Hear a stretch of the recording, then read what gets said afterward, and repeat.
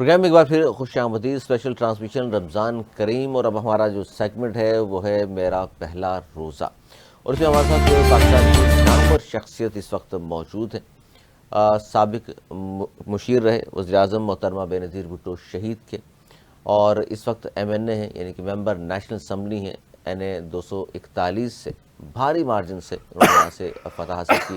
اس کے علاوہ دانشور ہیں, کالم نگار ہیں, پاکستان کے سب سے بڑے جو لیڈنگ نیوز پیپر اس میں لکھتے بھی رہے ہیں, اور بڑے خدمات ہیں پاکستان کے لیے ان کی.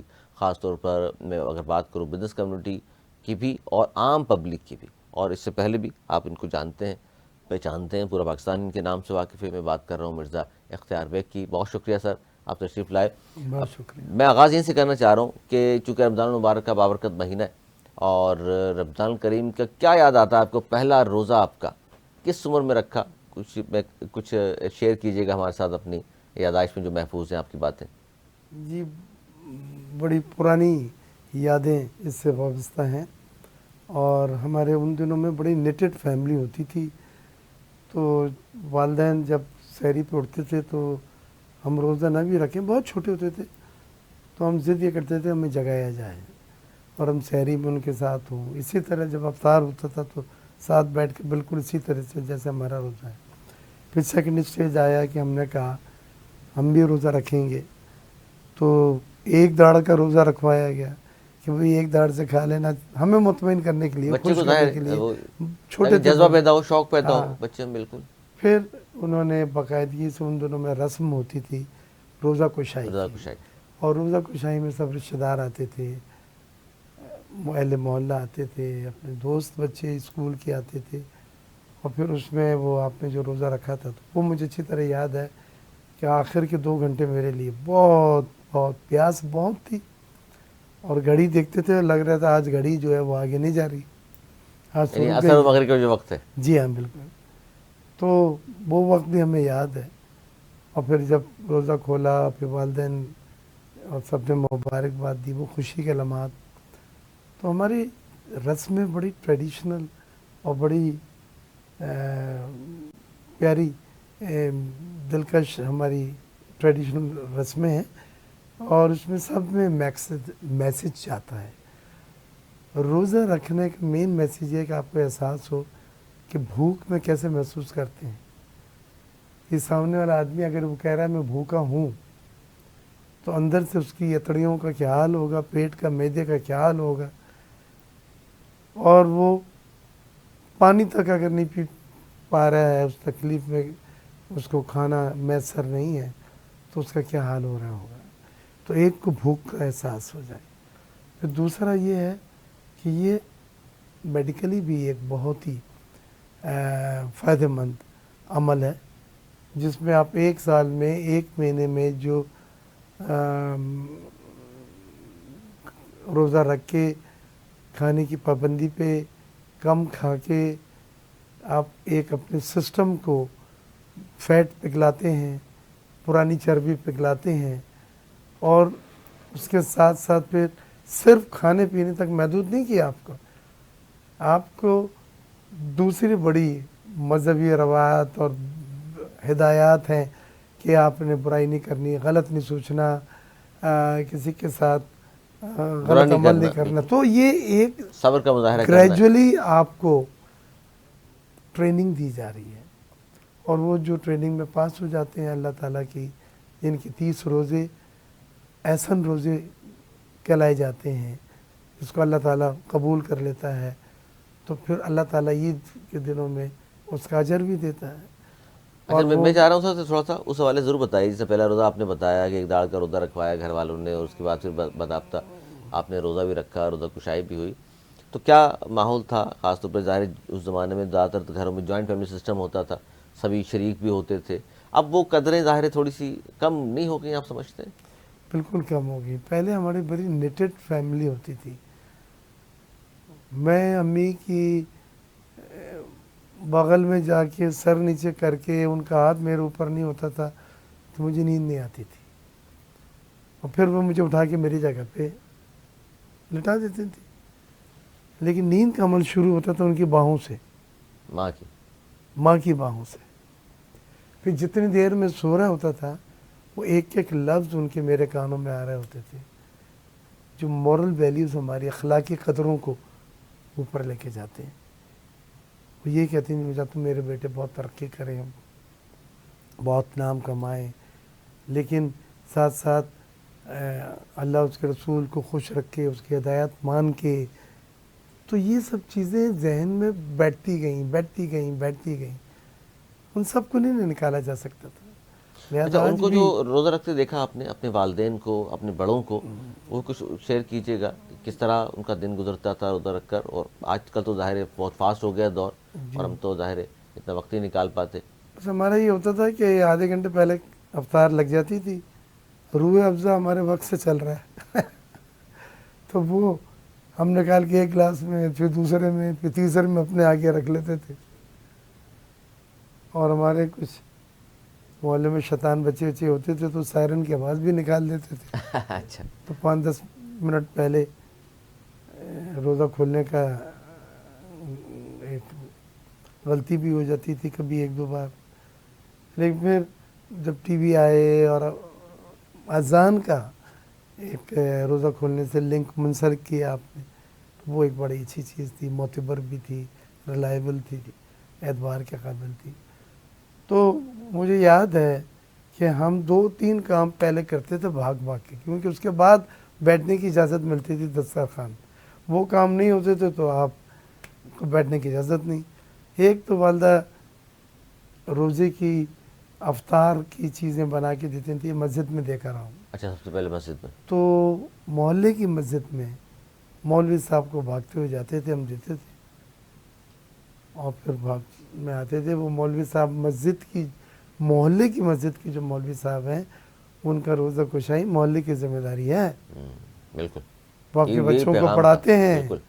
تربیت دے رہے ہیں، ایک شریف انسان ہے، نماز روزے سے قریب ہیں، اللہ تعالیٰ کے قریب ہیں. لہذا ذہن میں یہ کہ بھئی ان کو اگر آپ نے روزہ کھلوایا تو زیادہ ثواب ہے. تو وہ ایک ہم کرتے تھے. پھر ہمارے محلے میں 2-3 گھر پہ امی ڈیلی بھجواتی تھی افطار. کبھی فروٹ ہوتا تھا، کبھی چاٹ ہوتی تھی، کبھی چھولے وغیرہ ہوتے تھے، پکوڑے ہوتے تھے. پھر ان کے یہاں سے بھی آتے تھے جن سے محبتیں بڑھتی ہیں، قربتیں بڑھتی ہیں. تو یہ سب چیزیں آج کل کے زمانے میں مجھے نہیں نظر آ رہی. تو آپ کے سوال کا جواب میرا یہ ہے کہ وہ بڑی حسین چیزیں ایک حد تک ہماری زندگی کے ساتھ تو چلیں، لیکن پھر غائب ہو گئیں ہمارے دور میں. اور اس غائب ہونے پہ ہمیں اچھا نہیں لگ رہا ہے. ہم ان اقدار کو مس کر رہے ہیں، ان ٹریڈیشن کو مس کر رہے ہیں جو بچپن میں دیکھا آپ جو نے. بچپن میں ہم نے دیکھا تھا. اچھا، آپ کے غسل کعبہ کے لیے بھی سعادت حاصل کی آپ نے، اور آپ کے بھائی ہیں اشتیاق بیگ صاحب، معروف نام پاکستان کا وہ بھی. تو یہ طرح تھا، ہمارے ناظرین شیئر کیجیے گا، یہ سعادت بھی آپ کو حاصل ہوئی. میں 14 سال سے والدہ کو عمرے پہ لے کے جاتا تھا رمضان میں. ہر سال. میرا یہ ڈیوٹی تھی، فرض تھا. اور والدہ کے لیے ابھی وہ عمرے سے آتی تھیں، پھر تیاریاں دوسرے عمرے کی. رمضان اور عمرے کی طرح کرنے لگتی تھیں. میں نے ان کے لیے مروہ ٹاور، جس میں گھڑیال ہے بہت بڑا، وہ پہلی بار بیرونی سعودیوں کو بھی انہوں نے اپارٹمنٹ کی اونرشپ دی تھی. تو وہاں والدہ کے لیے میں نے ایک سوئٹ خریدا تھا، جس میں بیٹھ کے آپ خانہ کعبہ کو بھی دیکھ سکتے ہیں. جو اذان ہوتی تھی خانہ کعبہ کی، وہ اندر آواز آتی تھی. آپ کمرے میں اگر نماز پڑھیں تو آپ حرم میں، کیونکہ وہ حرم کا حصہ ہے. حرم کا حصہ ہے بالکل. تو میں 14 سال سے والدہ کو لے کے آیا تھا. 1 سال میں طواف کرا رہا تھا، پکڑ کے ہاتھ ہم لوگوں کو روک دیا گیا، وہ پیچھے کر دیا گیا. میں نے پوچھا بھائی کیا بات ہے؟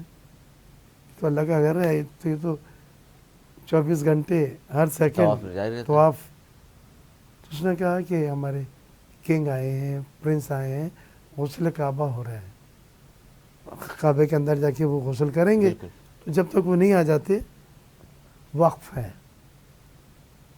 تو میں نے والدہ سے ایسے ہی کہا میری بڑی خواہش ہے کہ میں بھی ایسے خانہ کعبہ کے اندر جاؤں. اچھا، وہیں کھڑے ہو کے بات کر رہے وہیں ہیں. بات ہو رہی ہے، رکے ہیں ہم تو باتیں کر رہے ہیں. تو دعا کیجیے گا. والدہ نے مسکرایا, بات ختم ہو گئی. 1 سال 2 سال گزر گئے. تو ایک دن میں آفس سے گھر آ رہا تھا تو سعودی کونسل جنرل میرا دوست تھا, اس کے فون آیا باقر گزاز کا. میں عربی بول لیتا ہوں کیونکہ میرے دبئی میں موروکو میں کافی پرانا بزنس. تو اس نے کہا مبارک ہو حبیب, آپ کے جو خواہش تھی وہ اللہ تعالیٰ نے شاہی مہمان کی حیثیت سے پوری کی ہے, اور آپ جلدی سے پاسپورٹ لائیں, مجھے آج ہی ویزا دینا ہے اور کل جانا ہے. آپ نے دونوں بھائیوں نے, وہ ریپرزینٹ کر رہے ہیں مراکش کو, آپ ریپرزینٹ کر رہے ہیں یمن یمن کو. میں یمن کا کونسل اعزازی جنرل. کونسل. میں تو بھاگا وہ والدہ کے پاس گیا, سعودی کونسلیٹ نہیں گیا, اور میں نے پیر پکڑ لیا. میں نے کہا کبھی لائف میں نے سنا تھا کہ دعا ایسی ہوتی ہے. اللہ تعالیٰ نے. اور پھر ہم لوگ دونوں بھائی گئے, لال کارپیٹ, ہمیں پہلے غسل کعبہ وہ حجر اسود پہ لے گئے. میں نے بوسہ دینے کے لیے اس میں دعائیں شروع کی. اب میں کہہ رہا ہوں یہ ہٹائے گا جیسے عام طور پر تو دوسرے لوگ آتے, اس کی ضرورت نہیں ہے, اب شاہی مہمان ہے. جب تک آپ پڑھتے رہے دعائیں, خود ہی ہٹا تو سعادت پھر ہے سر. بالکل. دوسرے کسی ملک کا بادشاہ, وزیر اعظم جو آئے ہوئے تھے 10-15 لوگ تھے, 20 اوپر لے گئے. وہاں برتن حضور کے لٹکے ہوئے, ایک طرف چٹائی پڑی ہوئی, ایک طرف سیڑھیاں اسپائرل اوپر جا رہی ہیں خانہ کعبہ کی چھت پہ. چھت پر. وہ نظارہ میں نہیں بیان کر سکتا. اور وہ تو اس وقت کیا کیفیت تھی؟ کچھ میں بڑی دعائیں لکھ کے لے کے گیا تھا. میری عادت ہے لکھنے پڑھنے کی. بزنس کے لیے یہ ہے, سیاست کے لیے یہ ہے, سفارت کے لیے یہ ہے, بہنوں کے لیے, بھائیوں کے لیے, دوستوں کے لیے. مجھے ایک دعا نہیں یاد رہی. اچھا وہاں جا کر سب بلینک. بالکل. صرف یہ دل دھک دھک دھک دھک اس کی آواز آ رہی تھی بس. پھر وہاں جو میں نے گڑ گڑا کے سوچا, وہ دعائیں کی, وہ دعائیں, وہ میرے رب سے ایک ٹانکا بنا. ظاہر براہ راست تو آپ کو رب کے سامنے سے. بالکل. تو یہ اللہ تعالیٰ دنیا میں بتلاتا ہے آپ کو, مانگو مجھ سے کیا مانگو گے. اور دیکھیں یہ الیکشن جو میں نے لڑا ہے NA-24 سے, میرا پہلا الیکشن 2002 میں تھا. ستار افغانی صاحب آئے, میں نے بے نظیر سے کیا, وہ میرے پاس آئے, کہتے ہیں بیگ صاحب آپ کی اچھی کمپین ہے, نوجوان ہے, ہم بیٹھ جاتے ہیں, ہمیں امید اب اچھا کام کریں گے. میں نے خوشی سے بیوی کو فون کیا, لندن میں تھی. کہتی نہیں اب بہت لیٹ ہو گئی, یہ غلط میسج چلے جائے گا, مذہبی جماعت کے ساتھ الحاق ایم اے پلیٹ فارم تھا. سمجھدار, ہم سے بہت آگے سوچتی تھی, آپ جیت جائیں گے. وہ ستار افغانی جیت گئے, جو مجھے بول رہے تھے کہ میں آپ کے حق میں بیٹھ رہا ہوں. 2008 کا الیکشن لڑا, شہید بیوی تھی. بیوی نے کہا تھا میں نے کہا ایک وعدہ کر رہا ہوں, بلاول ہاؤس کا یہ حلقے کی سیٹ آپ کو میں تحفے میں دوں گا. پھر اس پہ نواز شریف نے بھی اپنی سلیم جیا کو بٹھا دیا میرے مقابلے میں کہ آپ ہمارے جوائنٹ کینڈیڈیٹ ہیں. بیوی نے کہا تھا ان سے کہ اختیار ہم مل کے. تو پھر شون سرکل پہ دیکھا لوگوں نے کہ شیر بھی ہے میرے پینافلیکس پہ اور تیر کا نشان بھی ہے. یہ بھی ہوا, لیکن جو اور دھاندلی ہائیسٹ ہوئی, ووٹ لیے میں نے, اور جو دھاندلی اور ہوئی میں سر, جیت. پھر دھاندلی میں انہوں نے آپ کو اس وقت زخمی بھی شجاعت کیا, کو لڑائی جھگڑا بھی ہوا. یہ دیا, بالکل. لڑائی جھگڑے سب کچھ ہوا. مشرف صاحب نے کہا میں نے وعدہ کر لیا ہے. پھر ہم نے کولیشن گورنمنٹ جب بنائی MQM کے ساتھ, ان کی پہلی شرط یہ سیٹ وڈرا کریں. 12 بجے ججمنٹ تھی, 11 بجے مجھ سے پیپر سائن کرائے گئے, وڈرا کرانا. بہت دکھ تھا. پھر میں نے نہیں لڑا. نیشنلٹی بھی میں نے کینیڈین لے لی تھی. پھر بلاول صاحب میرے گھر پہ آئے, زرداری صاحب نے میسج بھیجا ڈاکٹر عاصم سے, اس لیے آپ نکال سکتے. میں نے ایک رابطہ رکھا تھا سب سے, ظاہر ہے آپ کا تھا. اور میرا میڈیا فرینڈلی ہوں, ہر جگہ ہوں, تو لوگ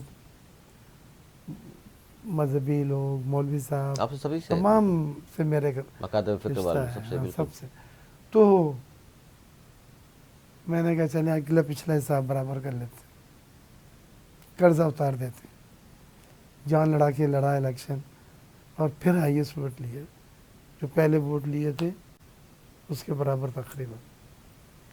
अब वो कहते हैं कि जी आप कैसे जीत गए भाई, 2008 के जो मुझसे आपने भीख मांग के ये बला बला उसकी सीट ली थी, वो देख लें वोट कितने थे।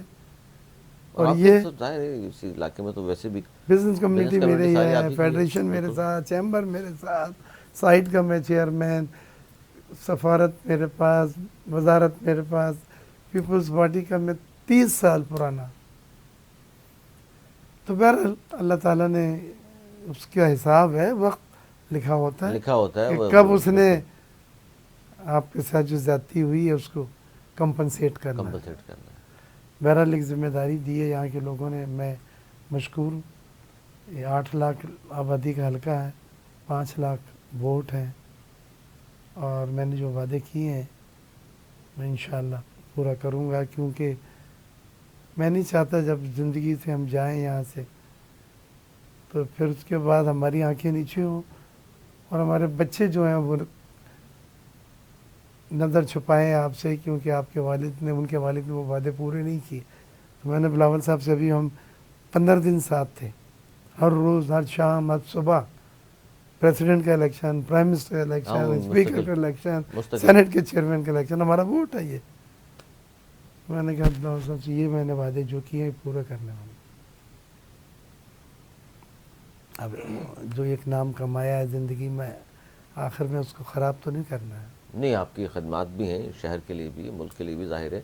अच्छा, वो जो एक्सपीरियंस था मोहतरमा बेनज़ीर भुट्टो के मुशीर की हैसियत से 2008 से उस ज़माने में, बल्कि मोहतरमा की शहादत के बाद जो गवर्नमेंट आई थी जिसमें आपने इलेक्शन भी लड़ा, और उसके बाद आप ने बहुत सारे ज़ाहिर है मुशीर भी था मैं, मुशीर थे गिलानी आप, साहब का भी और टेक्सटाइल का। यूसुफ रज़ा गिलानी।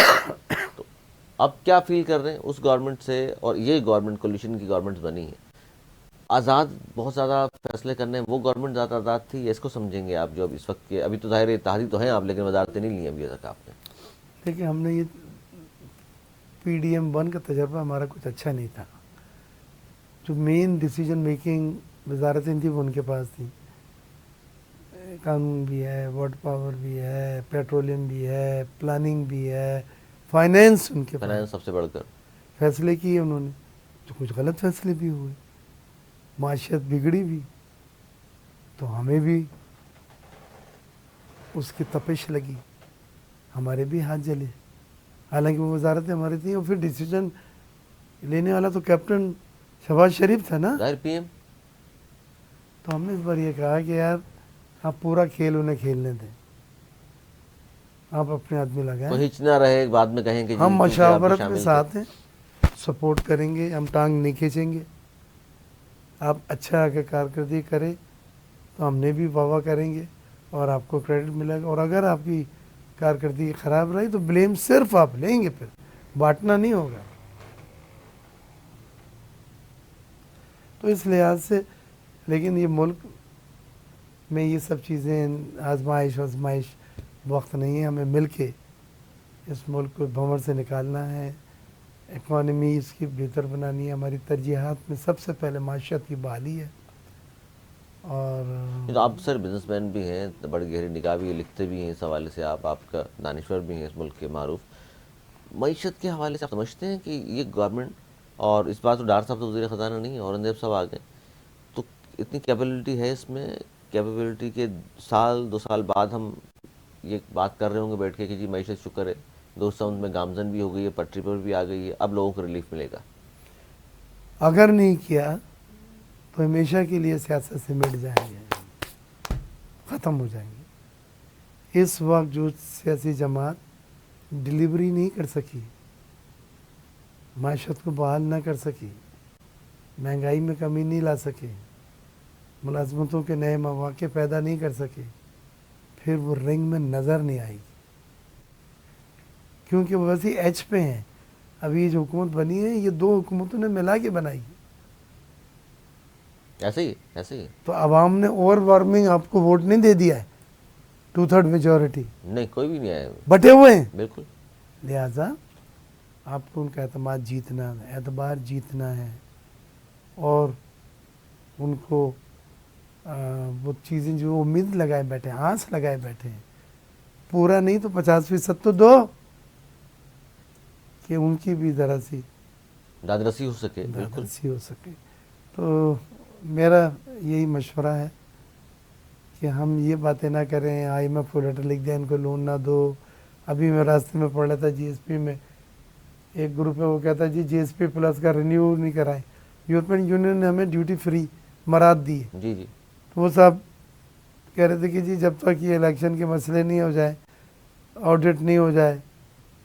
ارے بھائی، یورپین یونین کی پوری آبزرور ٹیم آئی ہے، اس نے ہر جگہ ویڈیو، بیانات، رپورٹیں بنائی ہیں. تمام چیزیں دیکھیے. یہ اپنے ملک جا کے ان کا ایک ڈپارٹمنٹ اس کو دیں گے، وہ پھر انٹرنیشنل لاز پہ اس کو انالائز کر کے آپ کو لیٹر لکھے گی رپورٹ کے ساتھ کہ آپ نے یہ دھاندلیاں کی یا نہیں کی، جو بھی آبزرو کیا جو بھی ہوگا. جو بالکل. پھر آپ جواب دیں گے. اس سے اگر وہ مطمئن ہوتے ہیں، یہ ایک پروسیجر ہے اور ہمارے ملک کے لیے نہیں ہے. پوری دنیا کے لیے انٹرنیشنل ظاہر ہے. آبزرور انٹرنیشنل کا آبزرور کا ظاہر ہے. پوری دنیا میں جب الیکشن ہوتے ہیں تو 200 سوا 200 آدمی. اچھا، اس پر میں چاہوں گا رمضان المبارک کے حوالے سے بھی آخر میں ضرور بات کیجیے کہ رمضان المبارک کا بابرکت مہینہ ہے. اس گورنمنٹ نے جس کے آپ اتحادی ضرور ہیں لیکن وزارتیں نہیں ہیں ابھی آپ کے پاس، لیکن جتنا سوچا گیا تھا لوگوں کی جانب سے، لوگ پیٹ پر پتھر باندھے ہوئے مہنگائی کے چکے میں پس رہے ہیں. آپ سے زیادہ کون جانے گا سر. تو آپ نے سمجھتے جتنا ریلیف دیا جانا چاہیے تھا رمضان المبارک کے مہینے میں نہیں دے سکی سبسڈی کی مد میں. بڑی بدنصیبی کی بات ہے کہ ہمارے مہنگائی رمضان میں بڑھتی ہے. وہاں کرسچنز جو ہوتے ہیں جب نیو ایئر کرسمس آتا ہے قیمتیں تو کم کر دیتے ہیں. 50% سیل ہو جاتی ہے. ہمارے یہاں ویجیٹیبل، فروٹ، ہر چیز بڑھ جاتی ہے. سر وجہ کیا ہے؟ یہ سوچ کی اب کمی ہے؟ کیا ہے یہ؟ دیکھیں، دو چیزیں ہیں. ایک تو آپ کی انتظامی خرابیاں، آپ کے پرائز کنٹرول کمیٹیاں ہوتی تھیں، DC AC ہوتے تھے، کمشنر کی وزٹس ہوتی تھیں بازاروں کی، فائن ہوتے تھے. یہ پوسٹیں موجود ہیں لیکن کر وہ نہیں رہے. کام نہیں کر رہا ہے. اس کو ہم کہتے ہیں انتظامی ایڈمنسٹریٹو میجرز نہیں لیا جا رہا ہے. ایک بات. دوسری چیز یہ ڈیمانڈ سپلائی میکینزم، اسمگلنگ ہو جاتی ہے کھانے پینے کی اشیاء آپ کی. پورا کا پورا گیہوں افغانستان جا رہا بھیج ہے، دیا. ڈالر وہاں جا رہے ہیں. ایران سے ڈیزل بھرا ہوا پورا کوئٹہ میں، پیٹرول پمپ سے کوئی نہیں لے رہا ہے. تو سر اتنا سستا ہے تو ایران سے ہی یہ لے لیں. فوج نے ہمارا ابھی کنٹرول کیا ہے. اس کو کریش کیا ہے، اور جس کی وجہ سے ڈالر آج 280 روپے دوبارہ آ کے کھڑا ہو گیا. اور 300 سے اوپر چلا گیا تھا. جس 300 اوپر، اور فرق 30-35 روپے کا تھا اوپن مارکیٹ میں اور انٹر بینک. فرق ہاں جو تو غیر فطری تھا. لیکن یہ ہماری فوج کو ہم کہاں ان سے امیدیں لگائیں گے. وہ تو کر رہے ہیں. NIFC جو ان کا ہے، اسپیشل انویسٹمنٹ فیسیلیٹیشن کونسل، باہر سے بیرونی سرمایہ کاری لانا، ملک میں زراعت کو فروغ دینا، بہترین کام کر رہا ہے. لیکن بھائی جو منتخب نمائندے ہیں وہ بھی تو کریں. تو سر کیوں نہیں کر رہی ہے؟ سارے تو بہت سینئر لوگ ہیں، بار بار حکومتوں میں شامل رہے ہیں. خیر ابھی تو میں یہ نہیں کہہ سکتا کر رہے ہیں یا نہیں کر رہے ہیں، کیونکہ ابھی تو کل ہی گورنمنٹ بنی اناؤنس ہوئی ہے. ظاہر ہے. لیکن ہمارے ساتھی ہیں، ہم 15 دن ابھی ساتھ بیٹھ کے سب لوگ یہ باتیں کر آئے تو ہیں. بل نظر آ رہی ہے سر آپ کو وہاں لیکن بات کر کے کریں کیا گے. اندازہ ہوا؟ کیونکہ چوائس دوسری نہیں ہے. عوام معاف نہیں کرے گی، یہ میں بتلا دوں گا آپ کو. لہٰذا آپ کو ڈلیوری کرنا ہے، اور یہ آخری موقع ہے. اس کا کچھ بھی ہو سکتا ہے. ملک کی سالمیت اور ملک کی معاشی بحالی کے لیے اگر اب بھی آپ نے مضبوط فیصلے نہیں کیے، چاہے وہ غیر پاپولر ہوں. اچھا جی، چھوٹا سا ایک بریک لے لیں اور بریک کے بعد ہم پھر حاضر ہوتے ہیں. جائیے گا رمضان کریم کی خصوصی ٹرانسمیشن. السلام علیکم.